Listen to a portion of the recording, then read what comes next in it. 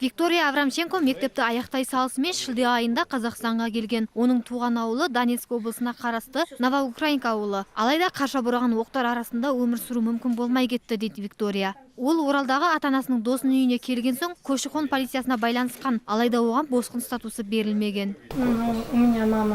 Қазір менің анам Полтавада, ол кредитін төлеу үшін сонда жұмыс істеп жүр. Оны кредит үшін елден шығармайды. Әкем мен бауырым Донецкіде, олар да келе алмады. Ол жақта тыныш емес, тағы да атыс. Әр күн тіпті түнде де атыс болып жатыр.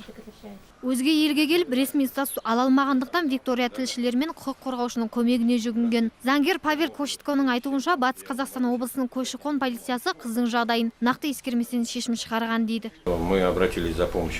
Біз босқындар ісі жөніндегі жоғарғы комиссияның басқармасынан көмек сұрадық. Ол расында Украинаның қауіпті аймағында тұрады. Сол себепті оның денсаулығы мен өмірінің қауіпсіздігінде ешқандай кепілдік жоқ. Ол жақтағы қауіп сейілгенше, ең болмағанда адам қауіпсіз мемлекетте бола тұрғаны жөн.